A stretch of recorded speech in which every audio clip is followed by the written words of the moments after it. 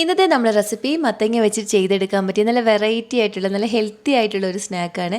അപ്പോൾ നമുക്കിത് എങ്ങനെയാണ് ചെയ്തെടുക്കാൻ നോക്കാം. അതിനായിട്ട് ഞാനിപ്പോൾ ഇവിടെ മത്തങ്ങ ഒന്ന് കട്ട് ചെയ്ത് ഇതുപോലെ ചെറിയ പീസാക്കി ഒന്ന് എടുത്തിട്ടുണ്ട്. ഇനി നമുക്ക് ഇതുപോലെ ഒരു ഗ്രേറ്റർ ഉണ്ടെങ്കിൽ അതിൻ്റെ ഏറ്റവും ചെറിയ ഹോളിൽ വെച്ച് തന്നെ ഈ മത്തങ്ങ ഒന്ന് ഗ്രേറ്റ് ചെയ്തെടുക്കാം.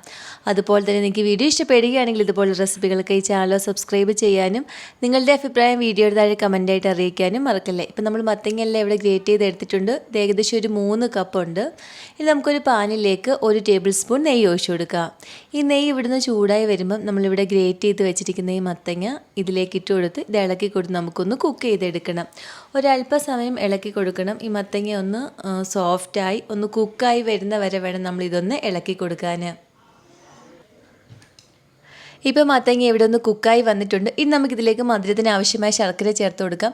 ഞാനിപ്പോൾ ഒരു 1/2 കപ്പ് ശർക്കര എടുത്തിട്ടുണ്ട്. അത് നമുക്കിതിലേക്ക് ചേർത്ത് കൊടുത്ത് ഒന്ന് ഇളക്കി കൊടുക്കാം. ഇപ്പോൾ മണ്ണും പൊടിയൊക്കെ ഉള്ള ശർക്കരയാണെങ്കിൽ അല്പം വെള്ളത്തിൽ അരിച്ചിട്ട് വേണം നമ്മളിതിലേക്ക് ഒഴിച്ചു കൊടുക്കാൻ. ഇപ്പോൾ ശർക്കരയൊക്കെ ഒന്ന് അലിഞ്ഞ് ശർക്കരയും മത്തങ്ങയും കൂടിയൊക്കെ എല്ലാം നന്നായിട്ടൊന്ന് യോജിച്ച് വന്നിട്ടുണ്ട്.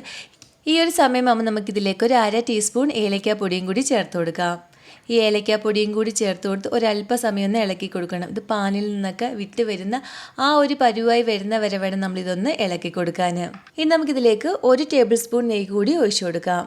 ഈ നെയ്യും കൂടി ഒഴിച്ചു കൊടുത്ത് ഒരല്പസമയം നമുക്കിതൊന്ന് ഇളക്കി കൊടുക്കണം. ഈ ഒരു പരുവായി വരുമ്പോൾ നമുക്കിതിലേക്ക് നട്ട്സൊക്കെ ചോപ്പ് ചെയ്ത് ചേർത്ത് കൊടുക്കാവുന്നതാണ്. ഞാനിപ്പോൾ ഇവിടെ 1 ടേബിൾ സ്പൂൺ അണ്ടിപ്പരിപ്പ് ഒന്ന് ചെറുതായിട്ടൊന്ന് അരിഞ്ഞെടുത്തിട്ടുണ്ടായിരുന്നു. അത് നമുക്കിതിലേക്ക് ചേർത്ത് കൊടുത്ത് ഇതെല്ലാം കൂടി നന്നായിട്ടൊന്ന് മിക്സ് ചെയ്തെടുക്കാം. നമ്മൾ ഇതുപോലെ ഇളക്കി കൊടുക്കുമ്പം ഈ അടിഭാഗമൊക്കെ ഒന്ന് മുരിഞ്ഞ് വരുന്ന ആ ഒരു പരുവായി വരുന്ന വരെ വേണം ഇളക്കി കൊടുക്കാൻ.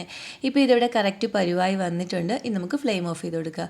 ഞാനിപ്പം ഇതുപോലെ ഒരു ബൗളിൽ നെയ്യൊന്ന് തേച്ചെടുത്തിട്ടുണ്ടായിരുന്നു. അതിലേക്ക് നമുക്കിത് കുറേശ്ശെയായിട്ട് ഇങ്ങനെ ഒന്ന് വെച്ച് കൊടുത്ത് ഈ മുകൾ ഭാഗമൊക്കെ ഒന്ന് ലെവലാക്കി കൊടുക്കാം.